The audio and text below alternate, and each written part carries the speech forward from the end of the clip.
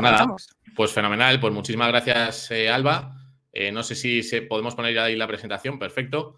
Bueno, pues nada, hacemos un poquito la intro como siempre. Bienvenidos a todos los que estáis en el directo, también a los que veáis en diferido. Me llamo Javier, soy Head de OTC en Bit2Me. Bit2Me, para los que no lo conozcáis, es una empresa española, es un exchange.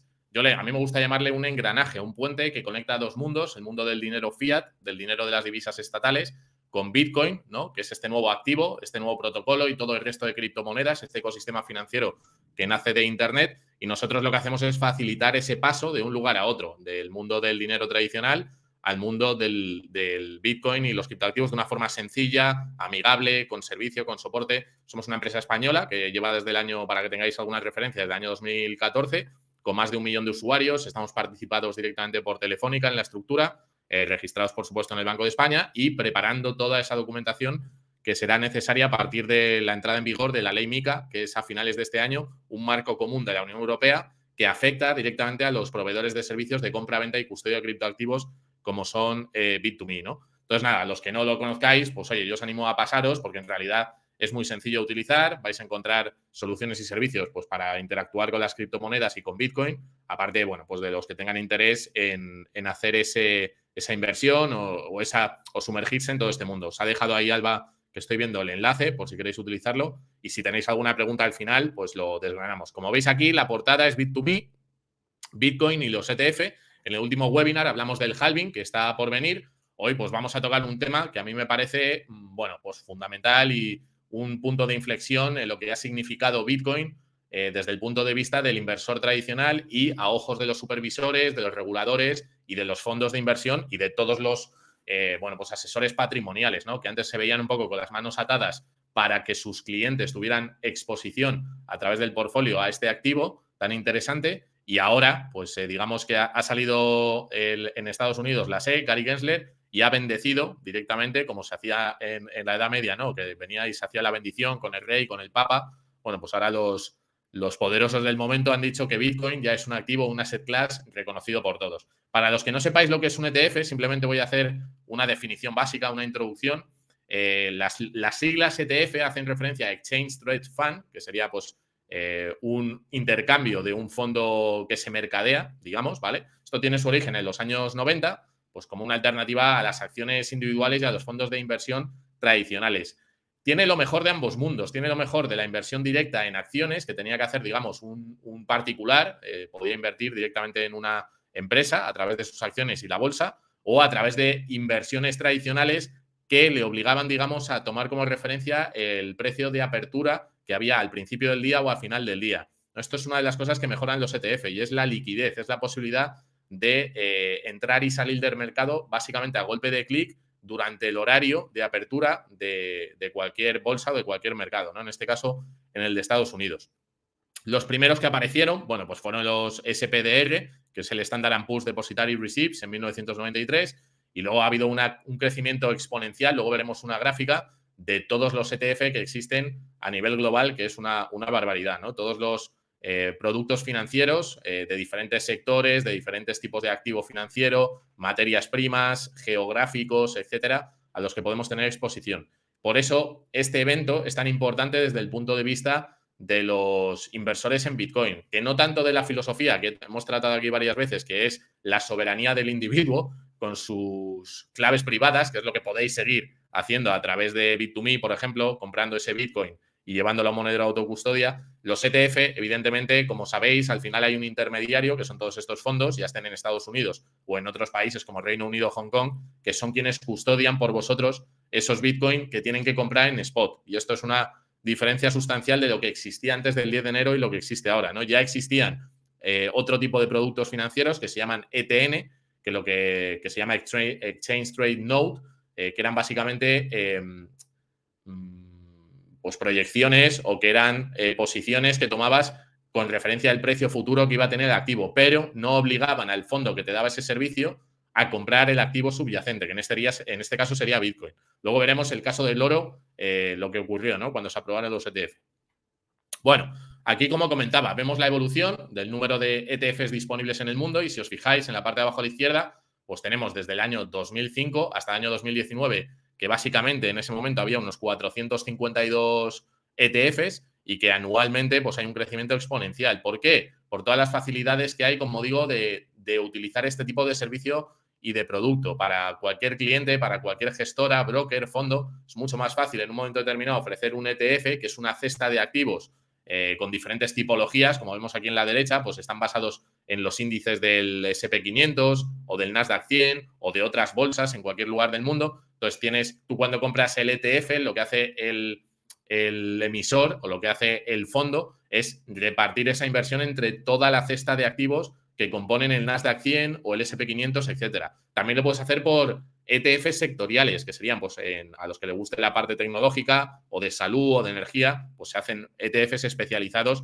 en ese tipo de compañías, de empresas, ¿no? Geográficos, que también para mercados emergentes o si quieres tener más exposición en un momento dado a Europa o a Estados Unidos, también podemos encontrar muchos ETF. Y luego temáticos, pues de energías limpias, con los criterios ESG, de inteligencia artificial. Ahora lo vemos con fondos que tienen relación directa con Bitcoin y otras criptomonedas, que ya existen fondos en ese sentido. Y luego de materias primas, pues de oro, de petróleo, ahora de Bitcoin, que sería un activo digital real, una materia prima, un commodity, que no depende de terceros, y de renta fija, pues que invierten en bonos y otros instrumentos de deuda, ¿no? Con esta entrada, lo que tenemos que entender es que el ETF es digamos, el activo o la forma o el vehículo de inversión preferido, tanto por clientes como de gestoras, para conectar la inversión de un activo con las carteras de sus usuarios, de sus inversores, y que hasta ahora, hasta el 10 de enero de este año, Bitcoin estaba fuera de todo este mercado. ¿Qué significa que estaba fuera de todo este mercado? Que todo el dinero que entraba a través de estos vehículos regulados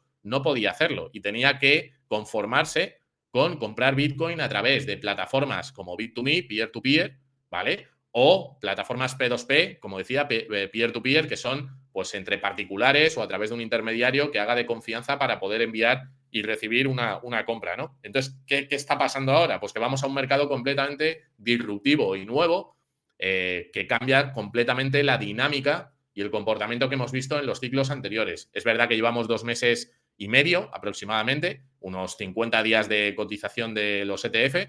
Hemos pasado de la aprobación el día 10 de enero, cuando Bitcoin costaba más o menos unos $48.000, a haber llegado a los 74 con una velocidad explosiva. Luego veremos los datos más en detalle.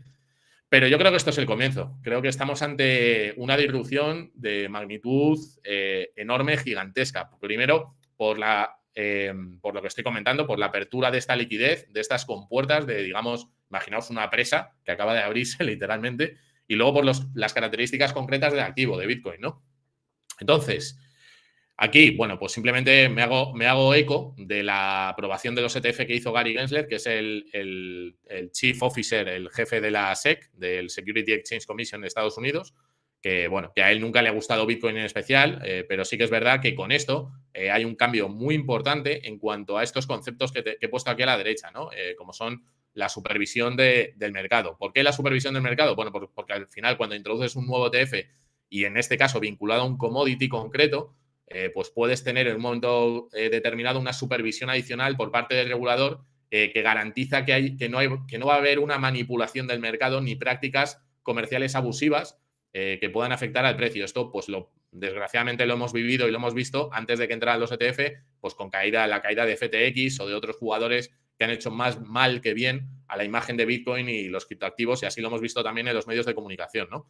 También me refiero a la transparencia y a la divulgación, ¿no? Pues ahora los reguladores van a poder requerir información adicional por parte de estos emisores, de los ETF, sobre la composición de la cartera, qué riesgos tienen asociados y si hay en algún momento algún conflicto de interés, ¿no? Para garantizar esta transparencia.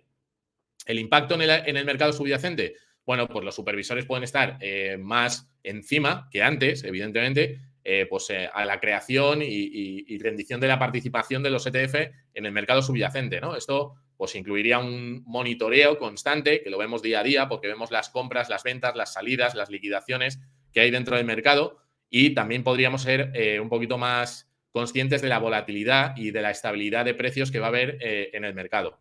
Luego, por otro lado, la gestión de riesgos, evidentemente, al tener actores pues, más tradicionales como BlackRock, Fidelity y otras empresas que ya llevan trabajando este tipo de producto durante muchísimos años, pues el riesgo operativo y el riesgo de contraparte se reduce sustancialmente, evidentemente, ¿no? O sea, hay muchas personas que a lo mejor no han invertido en Bitcoin porque no conocían el ecosistema, no conocían la tecnología, pero tampoco conocían a las empresas que estaban operando en el sector. Por ejemplo, Bit2Me. Imaginaos gente que tuviese un patrimonio de 1.000 millones de dólares o de euros y decidiese comprar a través de una empresa que no conocía. Sin embargo, ahora con marcas tan asentadas, tan reconocidas como BlackRock, lo que va a pasar es que va a haber compras que hasta ahora no habíamos visto de cantidades muy importantes, ¿no?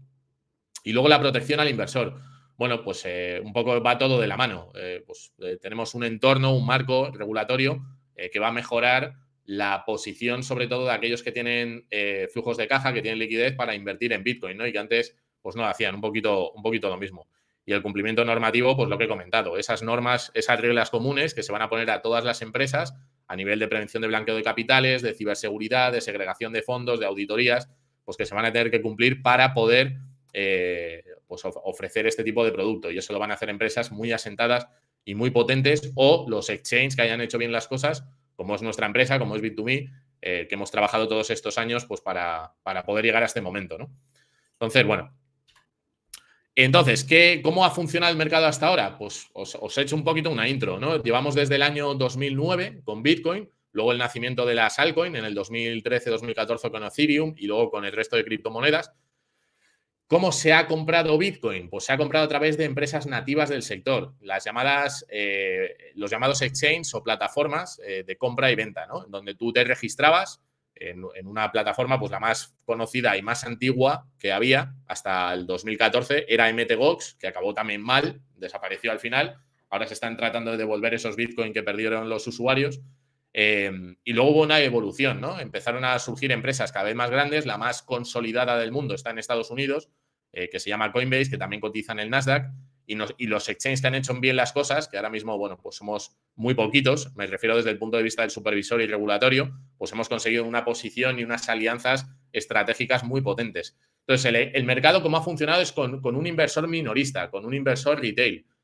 Personas particulares que han entendido Bitcoin o que lo han visto como una oportunidad de negocio, de inversión rápida y han comprado el activo, ¿no? Ahora se está, digamos, yendo a un nivel completamente distinto. Estamos ante la institucionalización del activo y la construcción de una infraestructura, una arquitectura sobre Bitcoin para poderlo utilizar como herramienta financiera, para crear liquidez. Ahora estamos viendo que en abril está pendiente la aprobación de las opciones, que va a dar pues, mucha más liquidez al mercado, y que están cambiando también los balances contables a través del FAS en Estados Unidos para que una empresa pueda tener en su balance Bitcoin como inversión. Y aquí hablamos de Amazon, de Google, de Apple, de este tipo de empresas que puedan tener parte de su tesorería de una forma sencilla en Bitcoin que hasta ahora no podían tener o no querían tener porque era muy engorroso, muy complicado, ¿vale? Eso va a cambiar también. Entonces, el mercado ha funcionado hasta ahora un poco de manera errática, con muy poca regulación, supervisión y con muy pocos incentivos alineados para que grandes patrimonios, capitales, empresas, etcétera,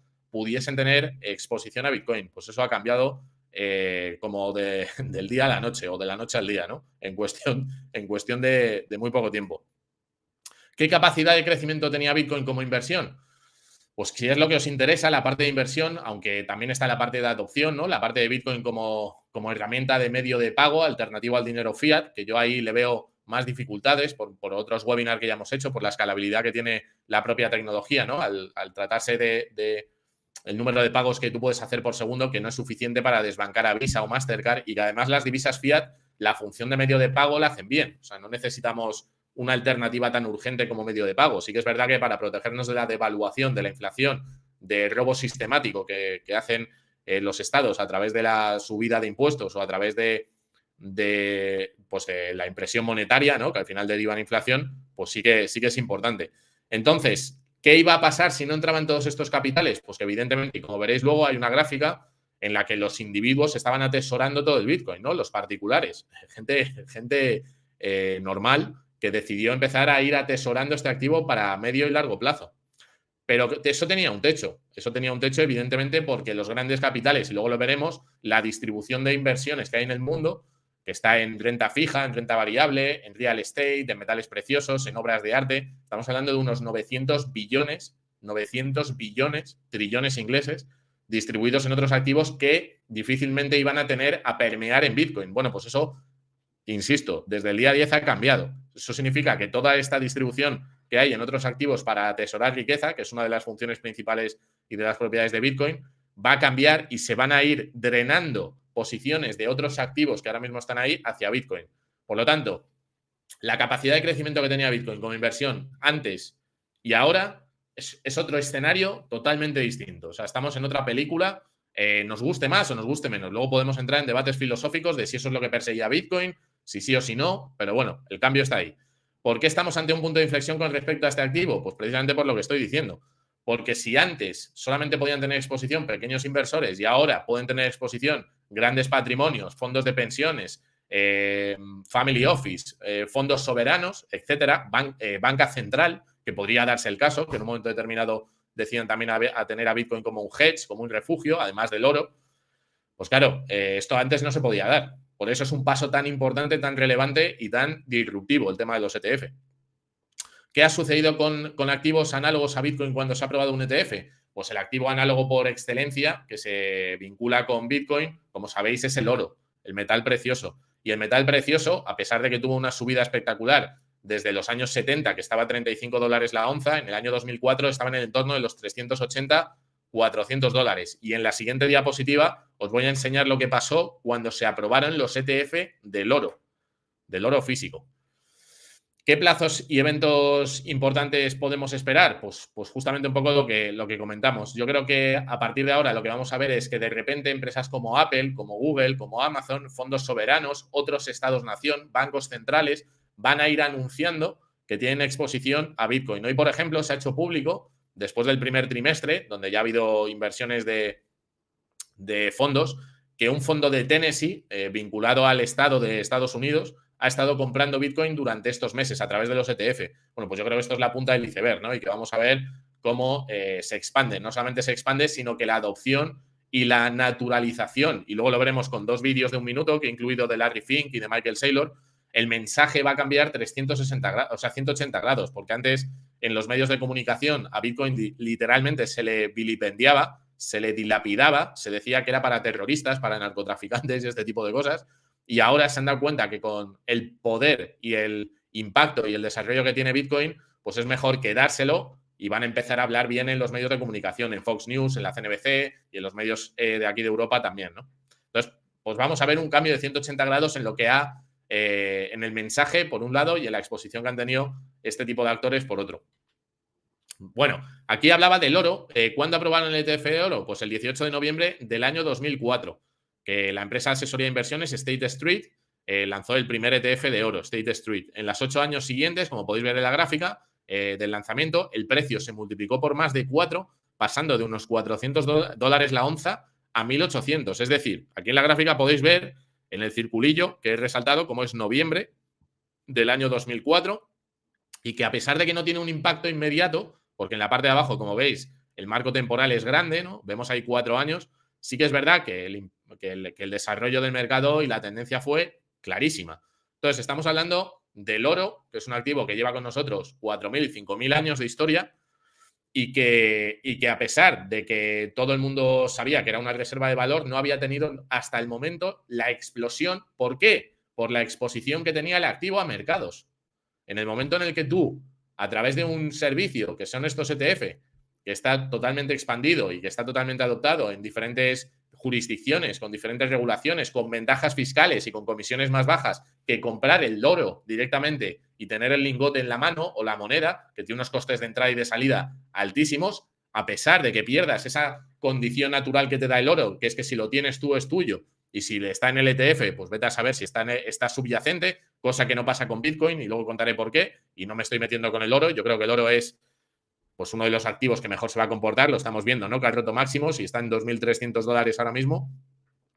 Pero claro, el oro tiene el problema de que a pesar de que esté en el ETF, algo que sí que pueden hacer los auditores y los supervisores a tiempo real con Bitcoin es ver si la cantidad de Bitcoin que dicen tener en representación de sus clientes, BlackRock o Fidelity o cualquiera de estos fondos, que yo no creo que mientan con el oro, pero con Bitcoin lo podemos garantizar, lo podemos ver 100% seguro. Algo que yo creo que es importante, ¿no? Entonces, pues veis aquí la multiplicación de 400 hasta el año 2012, que se nos fue a más de $1.800, y bueno, luego la corrección que tuvo hasta los 1.200 más o menos, 1.100, 1.200, y el crecimiento que ha tenido ahora, pues con esa inestabilidad geopolítica y monetaria y esa compra masiva que están haciendo los bancos centrales de oro, pues los últimos meses, porque saben que viene, que estamos en periodos o en una fase de preguerra, como dicen ellos, y en una fase de potencial inflación persistente con una nueva oleada, a pesar de que ahora en el corto plazo esté cayendo la inflación, ¿no? O sea que esta gráfica yo creo que es muy, muy, muy, muy interesante para ponernos en contexto de dónde estamos con Bitcoin ahora mismo, ¿no? Bueno, alguno puede decir, bueno, pero ¿cuánto dinero gestionan los fondos que han aprobado la SEC? Bueno, pues solamente BlackRock, Fidelity y Franklin Templeton, que son los tres primeros, ¿vale? Solamente con esos tres tenemos 15 billones. 15 billones de dólares, estamos hablando. Claro, si le sumamos el resto, pues nos podemos ir tranquilamente a los 16, 17 billones de dólares de gestión de patrimonio de terceros que acaban de aprobarles el producto a su empresa para vender Bitcoin a sus clientes. Solamente, y esto es un objetivo desde mi punto de vista muy conservador, solamente con que estos fondos quieran hacer una allocation de un 1%, estaríamos hablando de 180.000 millones de dólares que irían a comprar Bitcoin. Y alguno dirá, bueno, pues si Bitcoin ahora mismo tiene un market cap de 1,2 millones, 1,3 millones, eso no va a ser tanto impacto en el precio. Pero claro, cuando os cuente que el impacto que tiene cada dólar que entra a comprar Bitcoin no es directamente 1 a 1, sino que hay un estudio de Bank of America y también estudios de otros bancos en Estados Unidos, donde hablan que el ratio es de 1 a 118, lo que he hecho después en una gráfica que viene más abajo, es hacer el cálculo de si todo este dinero finalmente acabará entrando en Bitcoin, con la escasez que hay, con los Bitcoin que hay en el margen.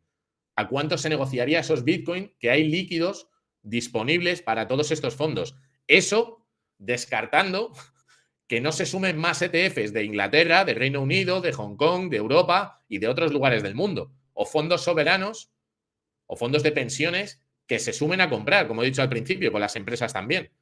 Por lo tanto, solamente he hecho un estimado de a dónde podría llegar el precio con ese efecto multiplicador de Bank of America con un 1% de los fondos que tienen ya la aprobación de la SEC. Y luego lo veremos, ¿vale?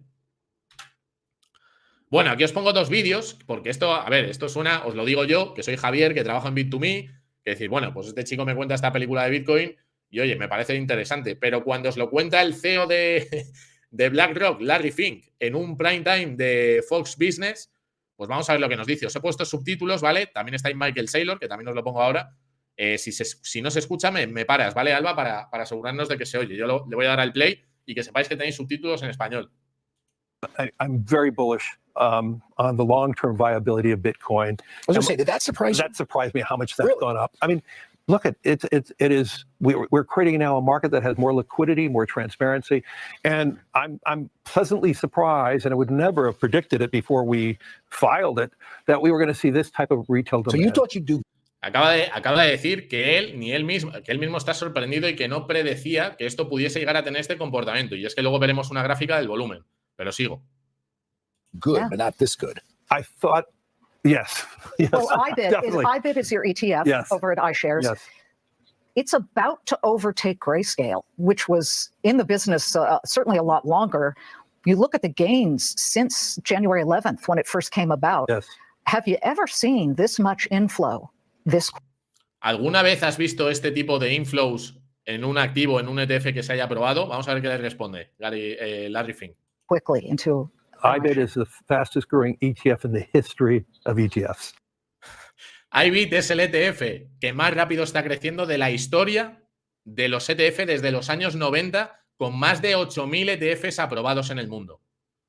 Ojo al dato, que nos lo está diciendo esto Larry Fink, ¿vale? Y me voy al vídeo también de Michael Saylor, que es de hace también 20 días, un mes, para que veáis qué opinión tiene él y por qué su empresa MicroStrategy lleva acumulando Bitcoin desde la pandemia, más o menos, desde después de la pandemia. You know, I think a lot of this is just indicative of the popularity of Bitcoin as an asset class. It's now the world's most popular investment asset. It's novel, it's digital, it's global, it's unique, and it's uncorrelated to traditional risk assets because it doesn't come with exposure to any given country, currency, company, quarterly result, product cycle, competitor, not to weather, not to war, not to an employee base or supply chain. Esto lo que quiere decir Michael Saylor es que independientemente de lo que pase en el mundo, como hemos visto en otros webinars, si queréis los tenéis colgados, ¿vale? Bitcoin va a seguir funcionando exactamente igual. Haya una guerra, no haya una guerra, haya una pandemia, no haya una pandemia, emitan más los bancos centrales, no emitan más. Tiene una emisión matemáticamente determinística, con una tarta que es la que va a haber para todos los seres humanos del planeta, para todas las instituciones del planeta. Y no va a poderse cambiar. And so that makes it a natural addition to the portfolio of a responsible investor. There's 10 years of pent-up demand. People have been waiting for these ETFs, and finally, mainstream investors are able to access Bitcoin. And I think that's what's driving the surge of capital in the asset class. And initially, there was a rebalancing as people were moving capital between the futures market and the miners and MicroStrategy and the ETFs. But following that rebalancing, I think the assets found its footing, and now people are beginning to realize that there's 10 times as much demand for Bitcoin coming in through these ETFs as there is supply coming from the natural sellers who are. Y esto es lo que hablamos en los webinars anteriores también. Está habiendo diariamente, de media, una demanda de compra de Bitcoin 10 veces superior a los nuevos Bitcoin que se crean en este momento.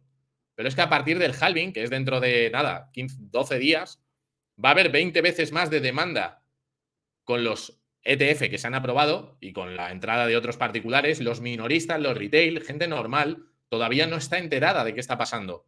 Tú vas a la calle y la gente no sabe ni que Bitcoin está a $65.000. Buscar en Google Trends y poner comprar Bitcoin o buy Bitcoin, lo ponemos en español o en inglés. La gráfica de trends, de búsquedas, está en mínimos históricos. La gente no se está enterando de lo que está pasando. Sin embargo, estos gigantes ya se están posicionando. Entonces, creo que estos dos statements, estas dos mini entrevistas de un minuto, pues son muy importantes, ¿no? De dos personas a las que podemos admirar sin lugar a dudas, dos líderes de opinión del mundo de las finanzas y del mundo tecnológico, ¿no? Entonces, bueno, de todas formas, la presentación o el vídeo lo vais a tener en YouTube, por si queréis volver a verlas, ¿vale? I'm very bullish. Well, I think a lot of this is just indicative of. Voy a pasar a la siguiente. Vale, entonces, para los que no conozcan un poco cómo está distribuido ahora mismo las tenencias, el ownership de Bitcoin, esto a febrero del año 2024, ¿vale? Es la última actualización que he podido encontrar, pero vamos, que estará muy, muy parecido. De izquierda a derecha, bueno, pues tenemos la parte morada clara, eso sería de la dirección de Satoshi Nakamoto. Casi 1,1 millones de Bitcoin que no se han movido de la dirección donde se depositaron y donde además Satoshi Nakamoto desapareció, no sabemos quién es. Bueno, pues ese 1.1 millones los tiene Satoshi Nakamoto, ¿vale? Luego, la parte de minería. ¿Cuántos Bitcoin tienen actualmente los mineros? 714.000 Bitcoin, que tienen que ir poniendo en el mercado para hacer frente a los costes que tiene la infraestructura de minería que han montado, las instalaciones, la energía, las máquinas, el personal, etcétera. Y eso lo tienen que ir poniendo en el mercado, un 3,4%. El siguiente bloque es muy interesante, porque son los Bitcoin que se estiman que se han perdido. Alguno dirá, ¿cómo que se han perdido? ¿Cómo que los Bitcoin se pueden perder? Los Bitcoin, cuando decimos perdidos, nos referimos a que los propietarios de esos Bitcoin han perdido las claves privadas que les permiten mover esas unidades, esos satoshis, esos Bitcoin, de una dirección a otra. Y al haber perdido esas claves privadas que les permiten moverlos, a pesar de que esos Bitcoin formen parte del total de la red, que siguen ahí, están en la blockchain, ahí reflejados, nunca más se van a mover. Eso serían como si se hunden los barcos con el oro en el fondo del mar, pues hace 200, 300, 400 años ese oro se quedaba allí, en las fosas marinas, ¿no? Y nadie iba a sacar ese oro y lo que hacía es más valioso al oro que hay en circulación, ¿vale? Pues para que veáis la escasez del activo, o sea, a pesar de que hay 21 millones, que ya es poco para todos los seres humanos, hay 3,7 millones de Bitcoin que nunca más se van a mover de esa dirección. Por lo tanto, podemos restar al supply total. Somos unos 8.000 millones de personas, pues dividid 8.000 millones de personas entre 17.800.000 Bitcoin que va a haber disponibles. Pero si a eso le sumamos la idea de que en el mundo hay más de 54 millones de personas que tienen más de $1 millón, ni siquiera cada una de estas personas, aunque quieran, aunque lo deseen, van a poder tener una unidad completa de Bitcoin. No van a poder. Aunque den todo su dinero. Luego estarían los Bitcoin que van pues más o menos el 57%, ¿no? Y esto es muy importante tenerlo en cuenta para cuando nos hablen de que los fondos de inversión y BlackRock y Fidelity y toda esta gente va a manipular el mercado, la capacidad real que tienen de impactar en el mercado. Sí que es verdad que pueden provocar movimientos bruscos en un momento dado, no digo que no, de hecho está pasando con las ventas que está haciendo Grayscale. Si no hay demanda de compra por parte de BlackRock y de Fidelity y toda esta gente, pues sí que hay una volatilidad en el mercado, que es lo que estamos viendo estos días. Pero el 57% de todos los Bitcoin que existen están en carteras de manos de personas particulares. Luego estaría el 3,6, que está en manos de negocios. Negocios como, por ejemplo, MicroStrategy, que tiene unos 200.000 Bitcoin aproximadamente. Michael Saylor, el que acabamos de ver hablando, ¿vale? El CEO de MicroStrategy. Luego estarían los fondos y los ETF que ya acumulan. Esto está un pelín desactualizado porque es de febrero, pero ya acumulan unos 850.000 Bitcoin. 850.000 Bitcoin. Los gobiernos, concretamente el de Estados Unidos, el de China, el de Reino Unido, el de Suecia, el de El Salvador y algún otro gobierno que hay por ahí. España, pues parece ser que esto no, que estamos en otras cosas más importantes. Y luego que todavía no han sido minados, que todavía no han sido emitidos a la red, que son de esos 21 millones que van a existir y que se van a terminar de minar en el año 2140, pues faltan por minar 1.380.000. ¿Vale? Esta es la distribución de los Bitcoin, para que tengáis una foto de quién tiene qué en el momento actual. Importante. No sé si hay preguntas, Alba, porque esto a mí me parece súper interesantísimo para entender un poco en qué momento estamos del activo, ¿no? Porque yo la tendencia que veo a medio plazo es que los fondos, los ETF, vayan dando mordisquitos a los particulares, a los individuos. ¿Por qué? Porque un individuo, si tiene un Bitcoin en un momento determinado y el Bitcoin vale $700.000, pues a lo mejor dice, oye, yo se lo vendo a BlackRock y me soluciono la vida. Pero es que yo creo que el objetivo de estos fondos es custodiar la máxima cantidad posible de este activo tan especial. Eso es lo que yo creo. Eso lo podemos comentar luego al final. Vale, pues continúo. De momento, nada, es solo un tema de fiscalidad, sin más. Vale.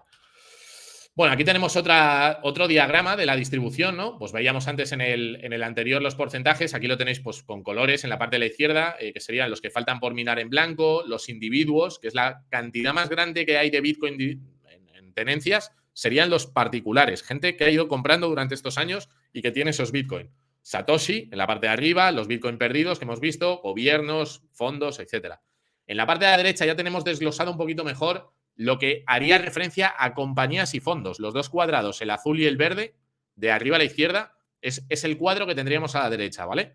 Entonces, vemos qué empresas tienen Bitcoin. Tesla, Publicity Traded Miners, que es una empresa de minería, Tether Holdings, que es una empresa de una stablecoin, que lo que hace es emitir USDT a la red para hacer negocio, ¿vale? Es un negocio y va comprando Bitcoin cuando puede. Luego estaría Fidelity.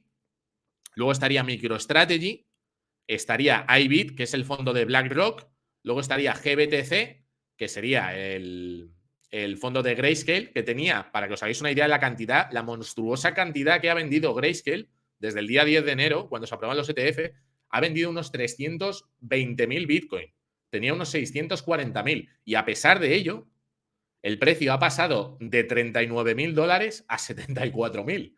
¿Qué va a pasar cuando Grayscale se le terminen esos Bitcoin? Cuando ya no haga esa presión de venta, que es lo que más está echando el precio hacia abajo, o lo que más está taponando que el precio se siga disparando. Pues si se mantiene la demanda o crece, no sé lo que puede llegar a pasar.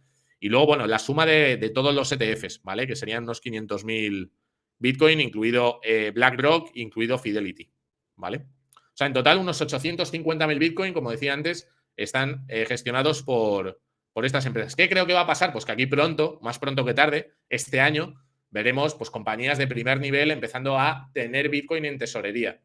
Y empezaremos a ver cómo la gráfica aumenta y vemos nombres de empresas conocidas que van entrando ahí en ese listado. Aquí lo vemos más claro, pues lo que comentaba un poco, ¿no? Grayscale, que es el primero, 333.000 Bitcoin, BlackRock, 252.000, Fidelity, 144.000, en total 834.000. Pero aquí el dato es que si Grayscale tenía 640.000 Bitcoin y ahora tiene 333.000 y a pesar de ello a pesar de haber vendido la mitad de sus Bitcoin. El total de los Bitcoin que tienen los ETF son 834.000. Si se mantiene el ritmo de compra que ha habido estos días, de aquí a final de año, la cantidad total de Bitcoin que van a tener que tener los ETF para satisfacer la demanda de sus clientes va a estar en torno al 1.800.000, 2 millones de Bitcoin. ¿Y sabéis cuántos Bitcoin quedan en el margen disponibles para que se puedan comprar en los exchanges? Pues lo vamos a ver ahora. Lo vamos a ver ahora y luego vuelvo ahí, a estas gráficas, ¿vale? Vamos a esta gráfica. Si se mantiene el ritmo de compra que está viendo estos meses, que yo creo que va a ir a más, sinceramente, y que además el ritmo de venta va a disminuir porque se van a ir quedando sin presión de venta cuando Grayscale baje esa velocidad. Aquí abajo a la derecha lo que podéis ver es que el precio se encuentra más o menos en los 65.000, 66, 67, pero las reservas, que es la línea azul, que es lo importante, desde el año 2021, que es esta gráfica, ¿qué ha ocurrido con qué tendencia tenemos? Una tendencia a la baja clarísimamente. ¿Por qué? Porque teníamos por encima de 2.750.000 Bitcoin a la venta en los exchanges, digamos los intermediarios, serían como las empresas que facilitan la venta. Imaginaos que hablamos de oro. Pues imaginaos que de repente esas empresas se empiezan a quedar sin oro, pero la demanda va en aumento. ¿Cuál es la única forma de ajustar la oferta a la demanda? Pues el precio. Entonces, si a principios del 2000 o en verano del 2021 teníamos más de 2.750.000 y ahora solamente tenemos prácticamente 2 millones de Bitcoin, claro, si el ritmo de salida, ya no de compra, que decía antes, que solamente con los ETF nos vamos a 1.800.000, 2 millones de Bitcoin de aquí a final de año, sino que si se mantiene este ritmo de salida de los exchanges, es que no va a haber liquidez de Bitcoin a la venta. Y si no hay liquidez de Bitcoin a la venta, eso significa que la gente va a estar dispuesta a pagar lo que haga falta. Por eso yo, cuando hablamos de objetivos de precio, creo que es muy complicado dar un objetivo concreto, porque aquí hay variables de shock de oferta que no habíamos conocido literalmente con ningún activo en la historia. Porque tú, si compras real estate, compras inmuebles, siempre puedes construir más inmuebles. Si compras oro, siempre puedes minar más oro. Si compras acciones, siempre la empresa puede emitir más acciones. O bonos del Estado, deuda. Con Bitcoin es imposible. Hay lo que hay y no va a haber más. Y es matemáticamente definido. ¿Vale? Bueno, aquí vemos el ritmo de compra, tanto, de los dos fondos más importantes que quería destacar aquí, que son iBit y que son el fondo de Fidelity. A la izquierda está el de BlackRock, que vemos desde el día 10 de enero, pues las tenencias, cómo han ido subiendo, y las compras de inflows que han ido haciendo pues cada día.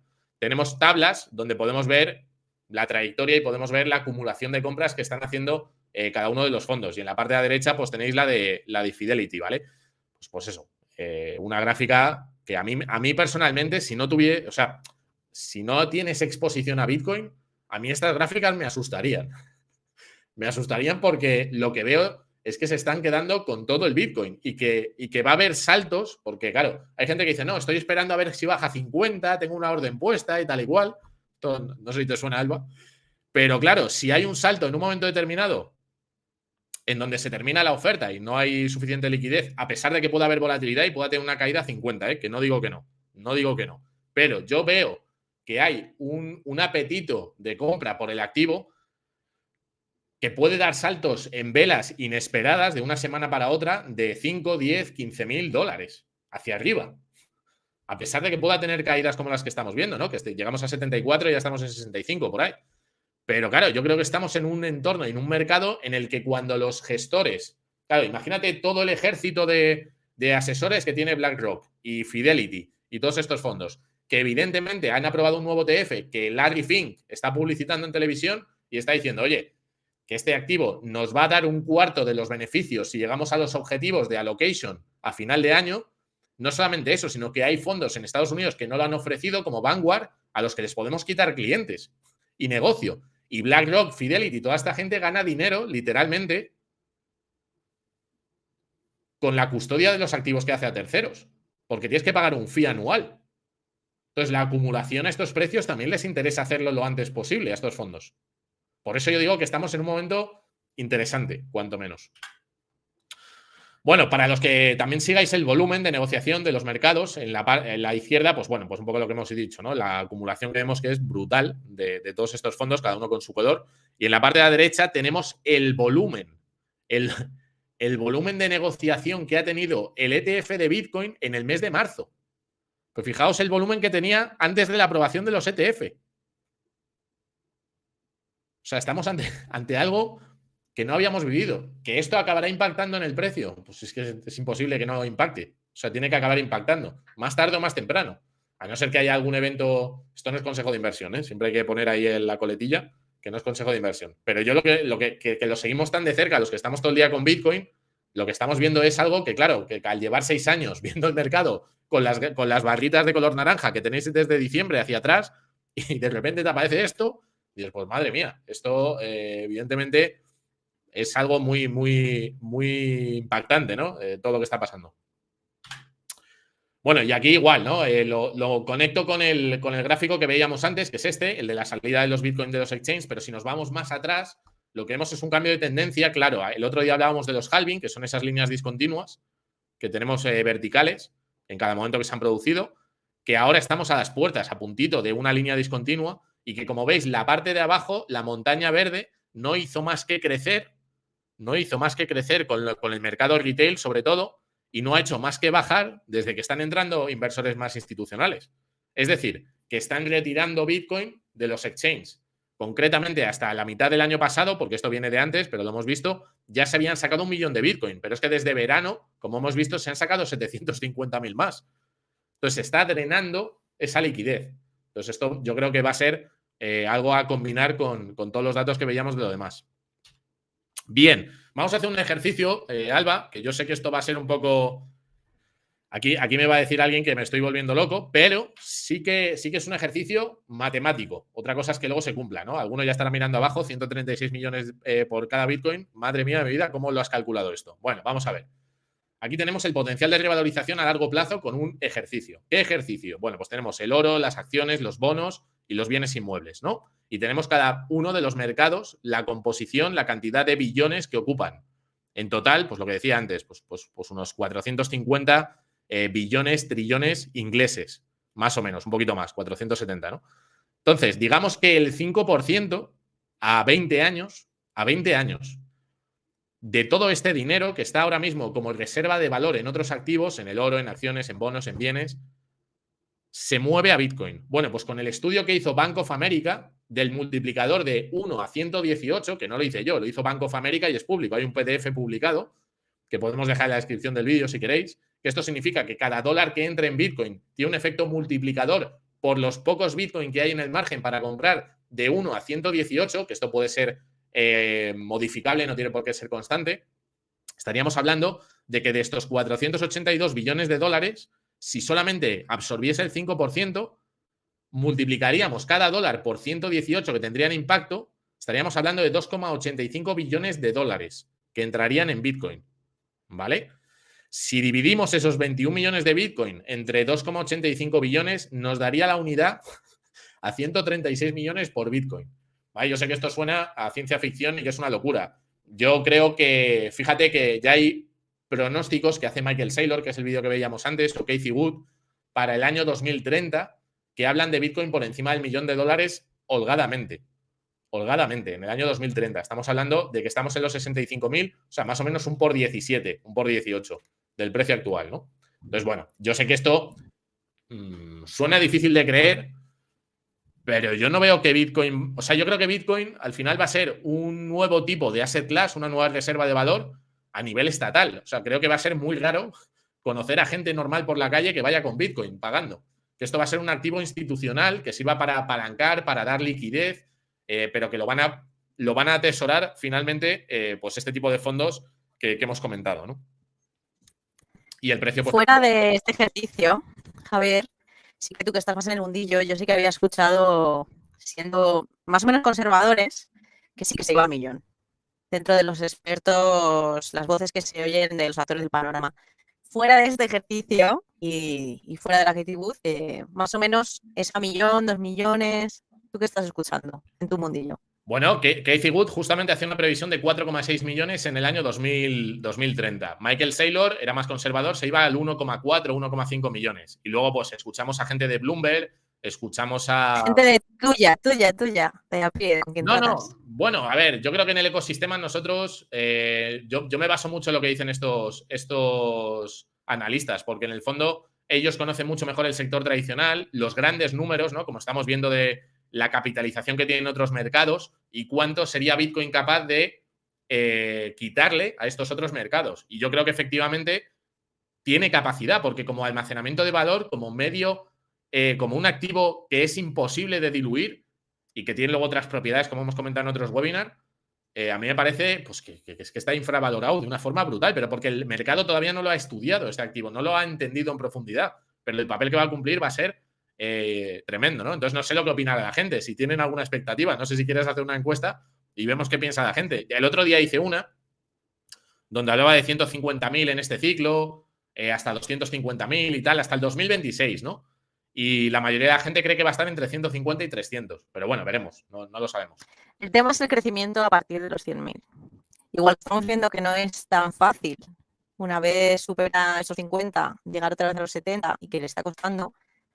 El tema es a partir de los 100.000, hasta llegar a los 200 y pico mil.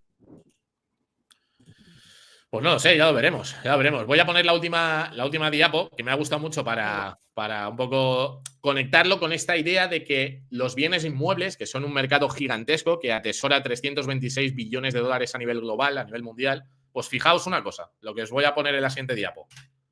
Vale, ¿qué es lo que tenemos aquí? Aquí tenemos año 2017, primera casita, año 2020, casita del medio, año 2024, casita de la derecha. Y en la parte de arriba tenemos el precio en dólares. De la casa, de la misma casa. 2017, 200.000, 2020, 250, 2024, 350. Es decir, desde el punto de vista de un inversor en inmobiliaria, te diría, joder, pues yo he almacenado riqueza en este activo y me ha ido fantástico, me ha ido fenomenal. Pues fijaos lo que os hubiese costado o cómo se habría salido la inversión o el coste de la casa, del propio inmueble, si hubieseis comprado Bitcoin en su lugar. La casa que te valía 100 Bitcoin en 2017, en 2020 te valía 50 Bitcoin. Y en 2024 te valen 5 Bitcoin. Entonces, claro, lo que vemos es que a pesar de que el real estate, el inmueble, se utilice como una reserva de valor, no solo en España, sino en todos los países del mundo, Bitcoin, como reserva de valor, es mucho mejor que el real estate. Y esto os lo he puesto de forma visual, pero si veis una gráfica y comparáis el mercado inmobiliario contra Bitcoin en cualquier país del mundo, veréis que Bitcoin no para de ganar valor contra el valor de los inmuebles en cualquier país. Pues yo no te digo nada contra la divisa, ¿no? Que es lo que estamos viendo. Entonces, claro, a lo mejor es mucho más inteligente, sobre todo para la generación millennial, la X, que no podemos acceder a un inmueble, empezar a ahorrar en Bitcoin. E ir preservando riqueza, que es lo que se hace con la compra del inmueble, en vez de pedir una hipoteca a 30 años o a 35 años al banco, ir ahorrando en Bitcoin todos los meses una cantidad que al final esa casa pagada en Bitcoin nos va a costar mucho menos dinero. ¿Qué piensas tú, Alba? Me coge de parapeto, ¿Te he convencido o no? Me coge de parapeto. A mí me tienes que convencer porque yo ya tengo Bitcoin, custodio mi propio Bitcoin. De hecho, una de las preguntas obligadas, y ya lo he ido un poco comentando a lo largo de la ponencia, es ¿qué es mejor si custodiar tú tu propio Bitcoin o comprar Bitcoin a través de ETFs? Ya has comentado que los ETFs requieren unas comisiones de custodia. El tema de seguridad, ¿crees que la diferencia es tan grande como para que alguien decida invertir a través de ETFs y no custodie él mismo? A ver, yo lo que creo, Alba, es que los ETF lo que hacen es reducir la fricción del inversor tradicional, ¿vale? Porque si tú le dices a un inversor tradicional... Como toma de contacto primera. Si tú le dices a un inversor tradicional, oye, que te tienes que dar de alta en Bit2Me, dar tu DNI, enviar una transferencia, luego tienes que comprar el Bitcoin, tienes que comprarte un dispositivo de almacenamiento en frío, tienes que crear la semilla o la raíz, tienes que pasarte los Bitcoin ahí, te va a decir, ¿qué me estás contando? Pero esto en verdad es un proceso muy, muy fácil, que lo haces en una tarde. Y Alba, sí, es muy fácil, pero para una persona que tiene un patrimonio... Hay que registrarse también para ETFs, ¿eh? Te tienes que registrar igual, ¿eh? Sí, y dar todo. Pero que ya estás acostumbrado a lo mejor a comprar otros productos a través de un ETF. Yo lo que digo es, yo creo que Bit2Me lo que preserva es lo que te ofrece es que puedas seguir disfrutando de la naturaleza del activo, de esa propiedad que en un momento dado la puedes retirar de Bit2Me, lo puedes dejar si no te sientes todavía cómodo, Con el ETF eso no lo puedes hacer y tienes una dependencia total de terceros, de BlackRock o de todas estas cuentas. Oye, una cosa, a todos los que estáis viendo el directo, si queréis, por favor, dejar preguntas y si podéis dejar un like, fenomenal, que eso a Alba y a mí nos gusta mucho, ¿vale? Nos viene fenomenal. Pero vamos, que yo creo que va a haber una parte del mercado muy pequeña que va a decidir tener los Bitcoin en custodia. Yo lo prefiero, Alba. Yo lo prefiero porque al final lo que Bitcoin te ofrece es no depender de nadie para ser soberano de tu riqueza. Ahora, Ahí está, ese es el punto. que va a haber patrimonios gigantes que van a elegir a BlackRock o a Fidelity y toda esta gente, pues sí, no, es que no me cabe duda. O sea, así, el mundo es así y ya está, no pasa nada. Y volviendo al tema de, ¿van a querer ellos custodiar todo lo posible de Bitcoin? Esto viene de antes, de una guerra que ya estaba abierta, en la que, bueno, pues ponían a parir a Bitcoin, ¿no? Tú mismo lo has dicho, que era terrorista, que era tal. De hecho, bueno, a día de hoy el BCE todavía le da valor cero a Bitcoin. Y al final han pasado por el aro porque es un poco la filosofía de si no puedes con tu enemigo, únete a él, ¿no? Es un poco lo que has dicho tú, que la idea de ellos es custodiar al final la mayor parte de Bitcoins que puedan, ¿no? Claro, yo creo que ellos lo que han hecho es un proceso de las 4 fases de la adopción, ¿no? Que es primero te ignoro, luego me río de ti, luego lucho contra ti y luego te adopto. Entonces yo creo que han pasado por todas las fases. Entonces han dicho, ignorar a Bitcoin no me sirve de nada porque cada vez hay más gente que lo está entendiendo. Luego me río de él. Eso es el dinero mágico de Internet, eso lo usan los frikis, eso no va a ningún lado. Luego lucho contra ello, pues hemos visto a Elizabeth Warren, hemos visto a la SEC, hemos visto a muchísimos medios de comunicación a través de los periódicos y a través de otras publicaciones hablando fatal de Bitcoin, que si lo usan los terroristas, que si esto, que si lo otro. Y al final lo adoptan y tratan de quedarse todo lo posible, ¿no? Esa es un poco la dinámica de cualquier activo disruptivo. Y en el caso de Bitcoin no es distinto.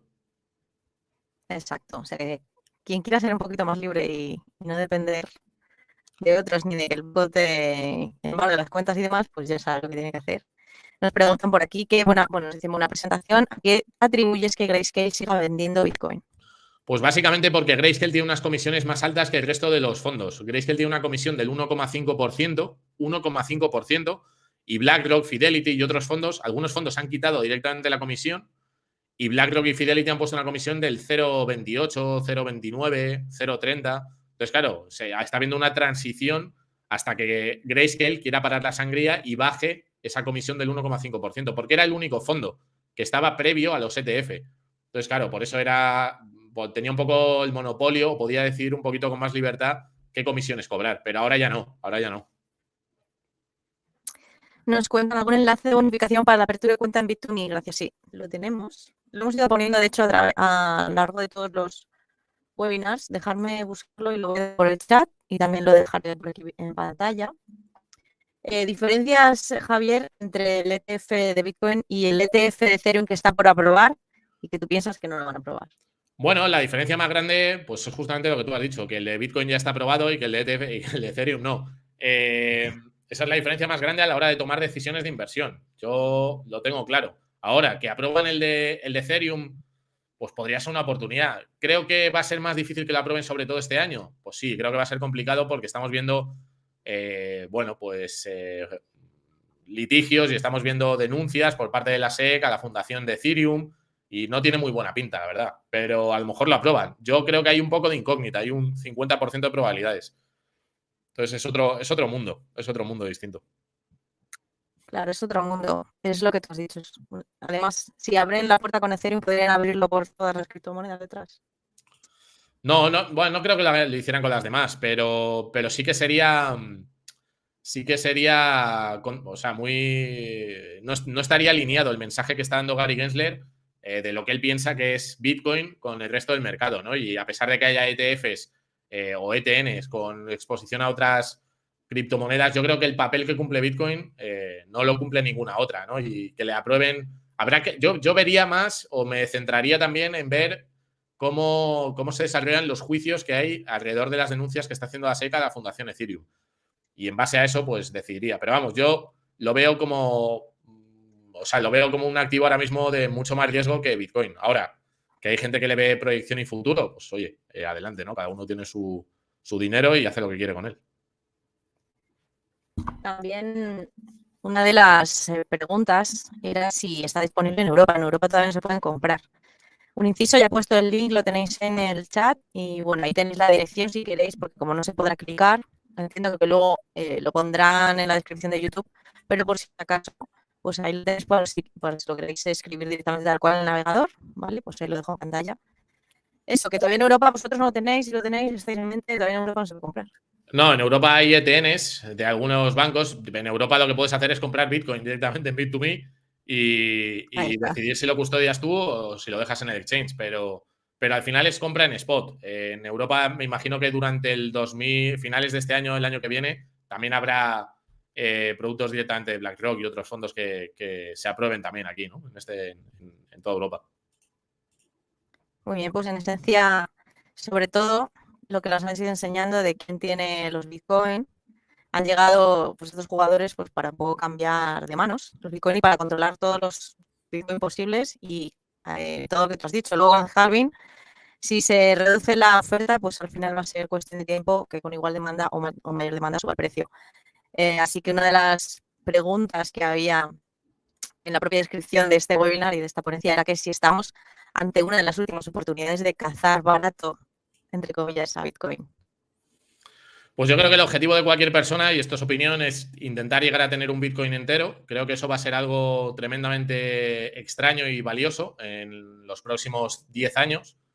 Entiendo que ahora es mucho más difícil que cuando estaba a 25.000, pero esto yo lo llevo diciendo desde hace 6 años, que el objetivo de cualquier persona tiene que ser llegar a un Bitcoin entero, si eres de clase media, media alta o tienes pues, una situación tal.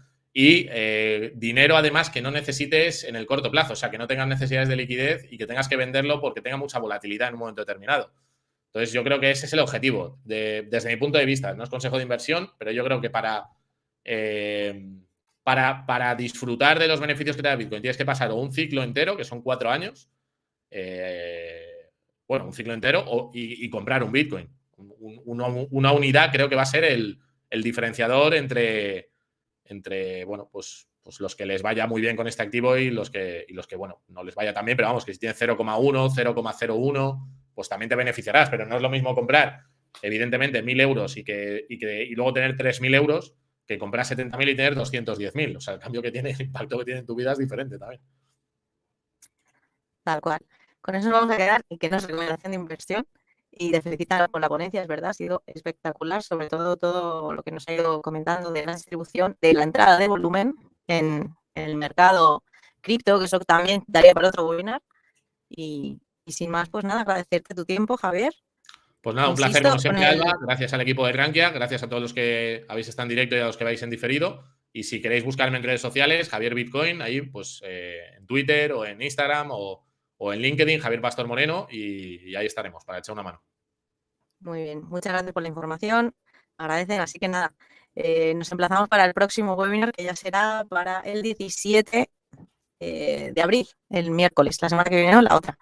Te tendremos por aquí otra vez, Pues así que cualquier cosa que se quede en el tintero, recordad que podéis preguntar todo lo que necesitéis, y con ese link a registraros os dan 15 euros, creo que era, con la primera compra, con el depósito que era desde 100 euros. Así que lo que necesitéis con ese link o la web de Bit2Me. Un abrazo, Javier. Chao, chao.